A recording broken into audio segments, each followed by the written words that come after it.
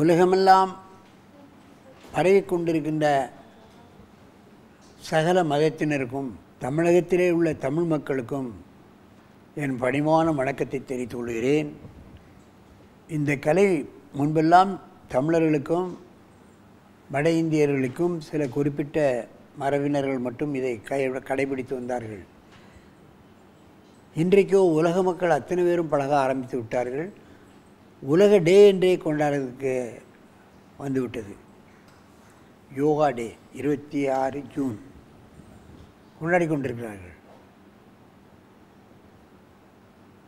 அதன் காரணமாக கலைஞர் டிவி நிகழ்ச்சியில் வெகு நாட்களாக இது மக்களுக்கு பயன்படக்கூடிய கலை என்ற காரணத்தினால், நோயல்லாமல் அவர்கள் வாழக்கூடிய கலை என்று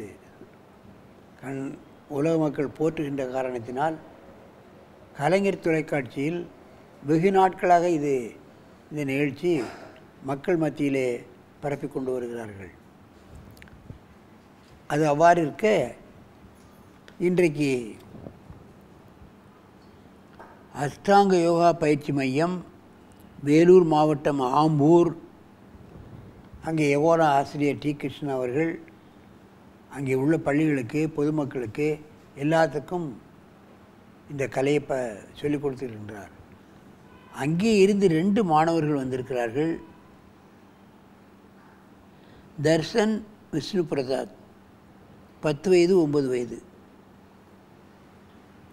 இப்பொழுது இவர்கள் 2 பேரும் சேர்ந்து ஒரு ஆசனத்தை செய்ய போகிறார்கள். அது பார்ட்னர் ஆசனம் என்று சொல்வார்கள். போட்டிகளிலே அதுக்கு தனியான ஒரு பிரிவு. 2 பேர் சேர்ந்து செய்தால் அது போற்றத்தக்கதாக இருந்தால் அவர்களுக்கு தனியாக பரிசு கொடுப்பார்கள். அதுபோன்ற ஒரு அற்புதமான ஆசனத்தை தர்ஷன், விஷ்ணு பிரசாத் செய்ய போகிறார்கள். நீங்கள் பார்க்க வேண்டும். என் அருமை சீடர்களே, நீங்கள் பத்மாசனத்தை களைவிட்டு இந்த பார்ட்னர் ஆசனத்தை செய்யுங்கள்.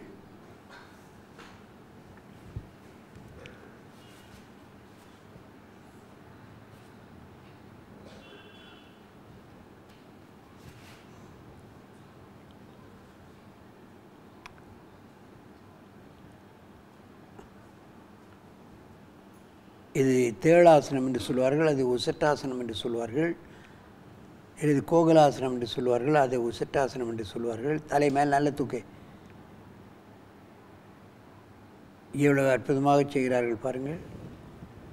எல்லாராலையும் இது செய்ய முடியாது. பழக்கத்தின் பேர் தான் வர வேண்டும். வெகு நாட்கள் பயிற்சி செய்ய வேண்டும். செவுத்திலே காலை வச்சு முதலில் செய்வார்கள். அதற்கு பின்னால் கொஞ்சம் கொஞ்சமாக காலை தள்ளி, சுவரை விட்டு தள்ளி வந்து அந்த தொடையே தலைமையில் வரக்கூடிய அளவுக்கு பழகுவார்கள். கோகலாசனம். இது விருச்சிகாசனம், தேள் மாதிரி இருக்கிறதுனால தேளாசனம். உசட்டாசனமும் தேளாசனமும் கம்பைண்ட் ஆசனங்கள். முதுகெலும்பு, கழுத்து, மார்பகம், முட்டு, கால், எத்தனை உறுப்புகள் பயன்பெறுகிறது என்பதை பார்க்க வேண்டும். முதுகு பின்னால் விளையும் போதெல்லாம் இந்த தலையில் உள்ள நரம்பு இழுக்கப்படும். முதுகு வழியாக செல்லக்கூடிய நரம்புகள், கால் வழியாக பெருவர்கள் வரைக்கும் செல்லக்கூடிய நரம்புகள்லாம் இழுக்கப்படும். உடல் குலைவாகிவிடும். அப்படியே மெதுவாக இறக்குங்கள். நன்றாக மூச்சை இழுத்து கொள்ளுங்கள். பின்னால் இழு. பின்ன படுற.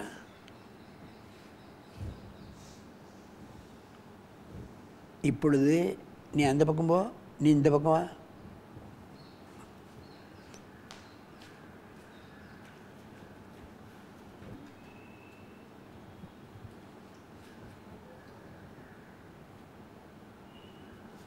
முதல்ல ஒரு காலை ஊனிக்கிட்டு அப்புறம் அடுத்த காலம் வரணும். விருச்சிகாசனம், உசட்டாசனம் பல கோணங்களில் செய்கிறார்கள், பார்க்க வேண்டும். இதில் ஆரம்பத்தில் நீங்கள் சுவரில் காலை வச்சு செய்யணும். அப்போ தான் பாதுகாப்பாக இருக்கும். இல்லைன்னா அது நிற்கிறதுக்கு கை பேலன்ஸ் கிடைக்காது. அதனால் முதல்ல சுவரிலே பழகி பழகி பழகி தனியாக பழகி அப்புறம் தான் நம்ம இதுக்கு வரணும். எத்தனை உறுப்புகள். அது உசட்டாசனம் என்பது மெயினாக எதுக்கு உள்ளன்னு கேட்டிங்கன்னா, மார்பகம் விரியக்கூடியது, நுரையீரல் விரியக்கூடியது, ஹார்ட் சம்மந்தப்பட்டது, லங்ஸ் சம்மந்தப்பட்டதுக்கு நல்ல ஆசனம். அவைகளை விரிவடையும், சரியாக இயங்கும். 20 ஆண்டு காலம் ஆஸ்மாவில் இருந்தவங்க கூட இந்த ஆசனத்தை செய்தால் 15 நாளில் சரியாயிடும். காலையில் மாலையில் நைட்டில் படுக்கும்போது செய்யணும். இது விருச்சிகாசனம், தேளாசனம்பாங்க. தேள் போன்று இருக்கின்ற காரணத்தினால் தேளாசனம் என்று வந்திருக்கிறார்கள். இதனுடைய பலன்களோ அதிகம். பத்மாசனத்தில் உட்காருங்க, மேட்டை சரி பண்ணு.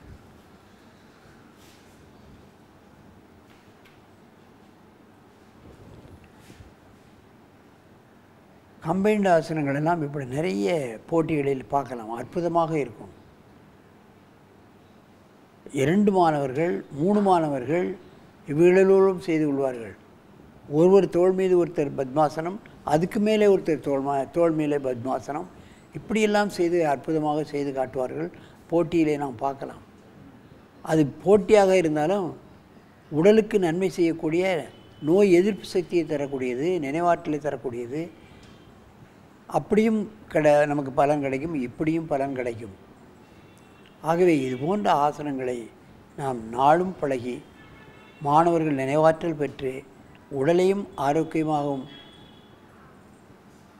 அதை சிறப்பாக வைத்துக்கொண்டு நெடுநாள் வாழ வேண்டும் என்று கேட்டுக்கொள்கிறேன். வணக்கம்.